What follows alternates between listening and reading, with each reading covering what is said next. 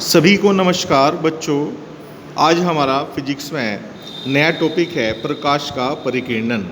English में इसको बोलते हैं स्कैटरिंग ऑफ लाइट। अब प्रकाश का परिकिरणन क्या है?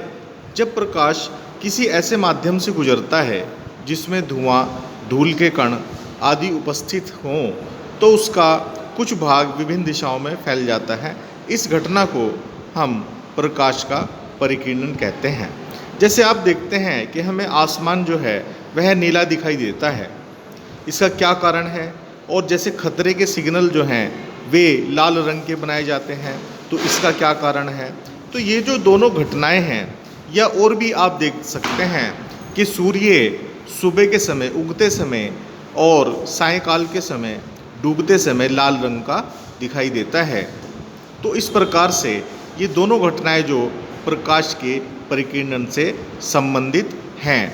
वास्तव में बच्चों होता क्या है कि जब सूर्य का प्रकाश वायुमंडल से गुजरता है, जो हमारे पृथ्वी के ऊपर वायुमंडल है उसमें आप जानते हैं धुआं, धूल के कण इत्यादि उपस्थित होते हैं, तो जो नीला रंग है, नीले रंग का जो परिकिरणन है अर्थात जो फैलाव है वो सबसे अधिक होता है।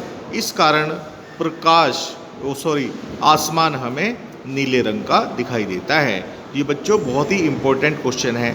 कई बार आप देखेंगे बोर्ड की जो क्वेश्चन पेपर आते हैं उसमें इस तरीके के प्रश्न पूछे जाते हैं। अगर आप चंद्रमा से आसमान को देखें तो वहाँ से वो नीला दिखाई नहीं देगा। वास्तव में जो आसमान है वह काला है अर्थात ब्लैक दिखाई देगा। क्यों? क्योंकि वहाँ पर वायुमंडल नहीं है। तो ये भी क्वेश्चन बन सकता है कि यदि हम चंद्रमा से आकाश को देखें तो वो कैसा दिखाई देता है? काला दिखाई देता है, क्योंकि वहाँ पर वायुमंडल है नहीं। इसके कारण उसका परिकिरणन नहीं होता। क्योंकि आप जानते हैं सूर्य के प्रकाश में अनेक रंग होते हैं। तो दूसरा क्वेश्चन ये है कि भाई खतरे के सिग्नल जो है वो लाल रंग के क्यों बनाए जाते हैं? क्योंकि लाल रंग का जो परिकिरणन है, जो फैलाव है, वो सबसे कम होता है। इस कारण से खतरे के सिग्नल जो हैं वे लाल रंग के बनाए जाते हैं ताकि वे दूर से ही दिखाई दिए जा सकें।